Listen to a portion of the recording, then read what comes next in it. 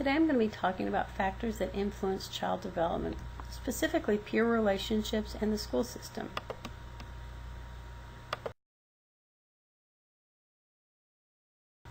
First off, peers are children of the same age or maturity level. They fill a special role in childhood development. Peers are the first source of information and assessment of a child's world outside his or her family. And good peer relationships are necessary for social development. Peers' influences can be both negative and positive. Children bring their history of social interactions, both positive and negative, their manner of interactions, and their temperament to peer encounters. Peer relationships are also influenced by context and by cultural influences.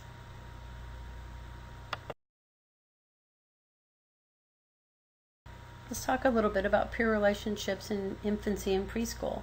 Recent research has demonstrated that peer relationships begin to develop in infancy.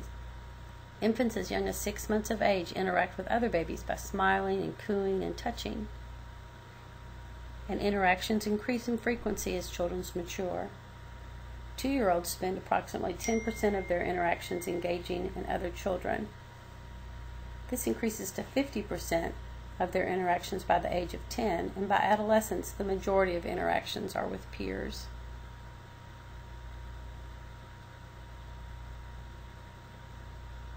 There are correlations between very early peer relationships and those in later childhood.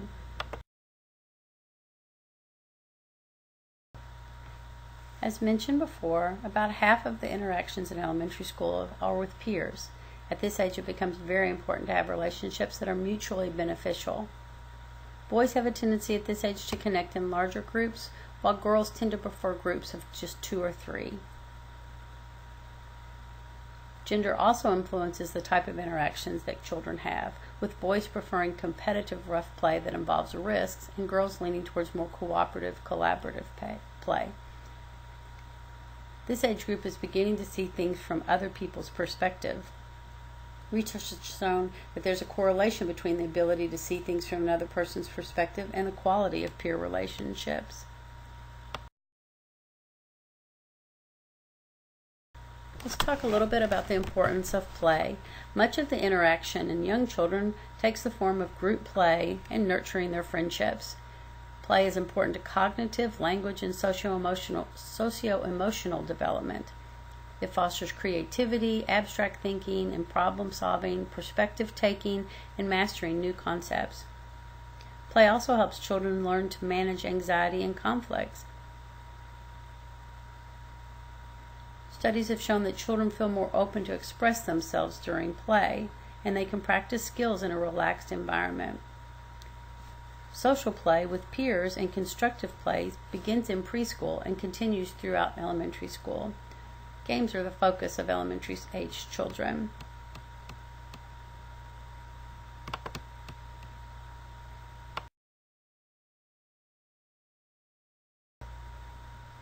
There are several influences on peer relations.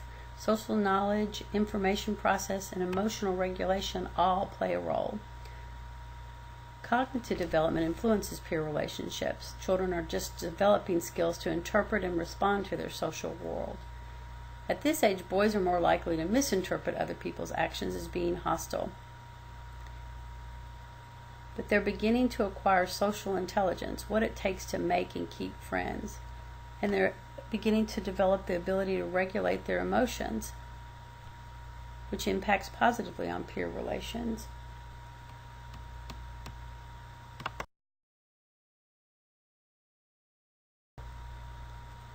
The inability to deal with conflict or demonstrate emotional control can negatively impact on peer relations. Children have to be able to conform to group rules and behaviors. And if they can't, these children are often rejected by their peers.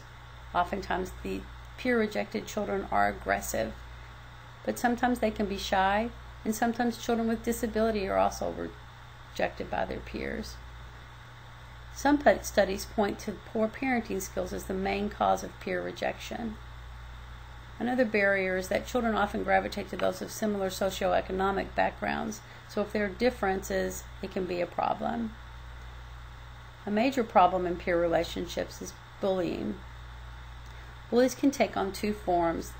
They can be the typical bully who's always the aggressor, but sometimes they can be a bully victim, children who are victimized by bullying themselves and in turn victimize someone they feel is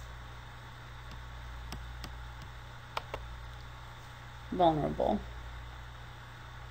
Bullying can be reduced with peer mentoring and monitoring, with rules and sanctions that are strictly upheld in schools, with skills training, and with parental involvement.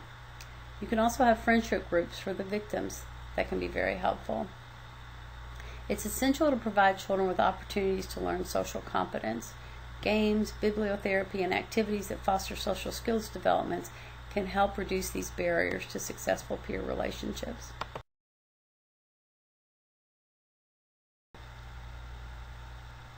Once in adolescence, the need for intimacy intensifies. They depend more on their friends than family for companionship. Their peers act as confidants and supply emotional support and advice. Positive friendships are connected to decreased delinquency, substance abuse, bullying, and risky sexual behavior. In adolescence, friends are generally very similar. They wear the same clothes, they have the same attitudes towards school, they have similar goals and aspirations. Any divergence from this can result often in friends falling apart. Girls are generally more intimate and interdependent in their relationships, while boys just look for friends who have similar hobbies and interests. While younger children want to be liked by the entire class, adolescents value small groups, and cliques become very important. The pressure to conform is very strong in adolescence, and peer pressure can lead to poor choices and destructive behavior. Peer pressure is more difficult to resist if a child is uncertain about their status or if they're pressured by someone of a perceived higher status.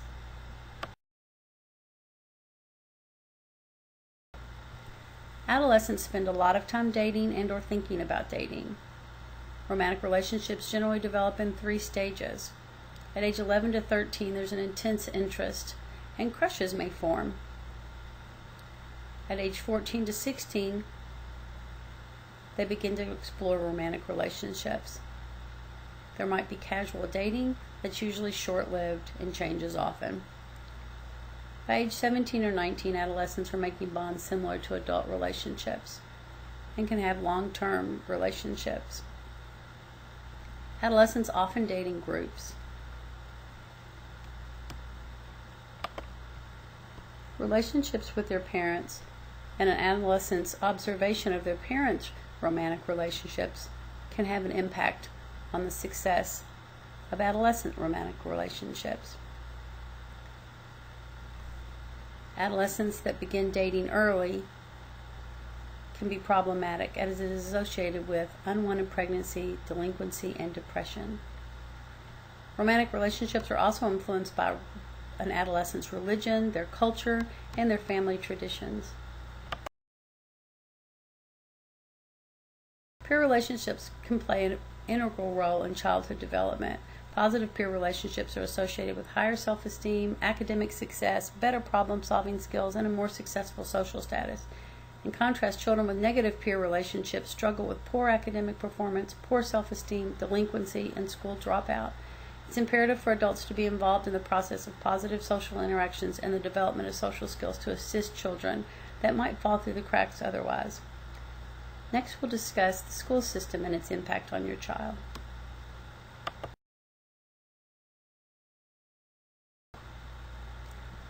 Most children will spend many years in the school system, with the majority of their interactions occurring here. There are certainly controversies regarding the best approach to educating young people and how to hold schools and educators accountable. 2 types of instruction approach are the direct instruction approach and the constructivist approach. The direct approach is the traditional view of teaching children. The teacher teaches, the children listen and are tested to see if they've learned the content. In contrast, the constructivist approach focuses on individuals actively constructing their education. Children are active learners. with guidance from their teachers. In 2002, the No Child Left Behind legislation was signed into law. This law mandates that all public schools have identified objectives that must be met. Students are tested, and poor-performing schools are held accountable.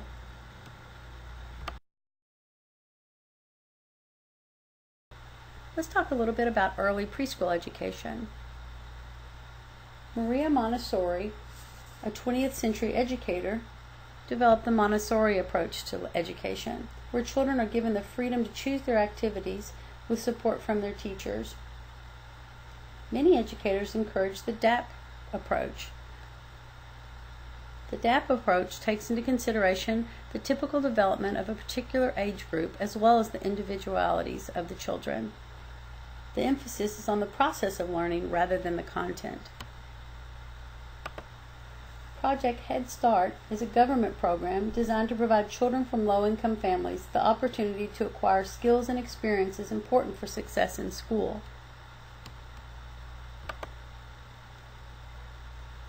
There are those that believe that every child should attend preschool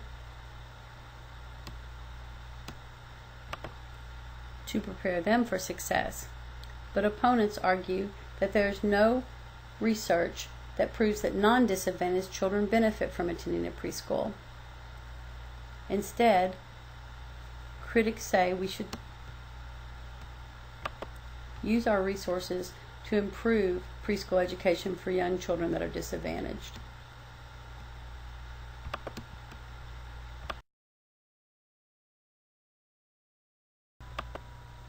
Once in elementary school, children assume the role of student.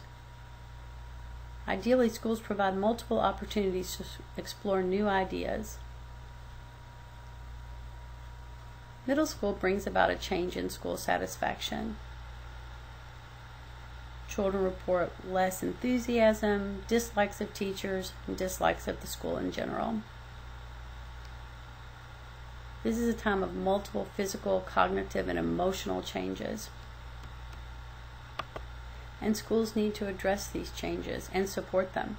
Critics say middle and high schools need to reflect individual differences better. And some say high school expectations and academic standards are set too low.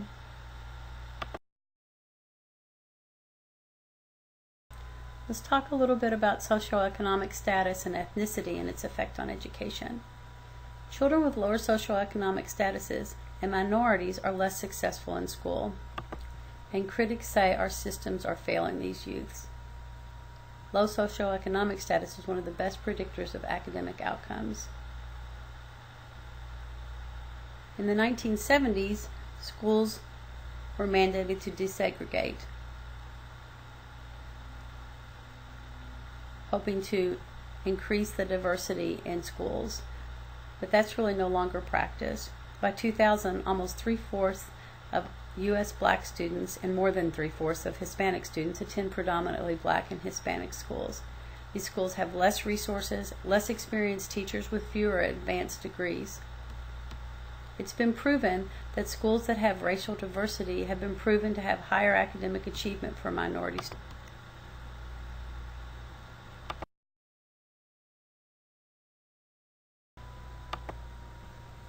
Prior to 1975, public schools could and did refuse enrollment to children with disabilities.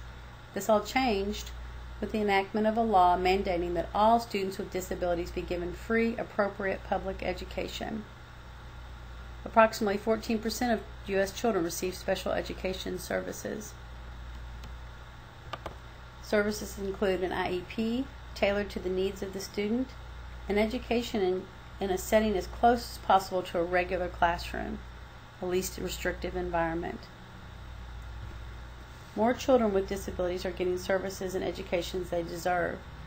However, some experts fear that the pendulum has swung too far, and that clearly some students would be better served by specialists in altered curriculum, as opposed to focusing only on inclusion.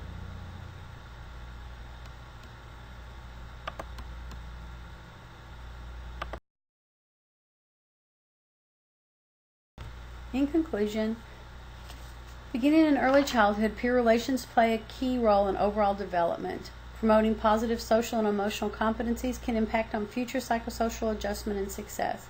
Ideally, schools will offer opportunities to learn and work with others while developing skills and knowledge to be successful, productive adults.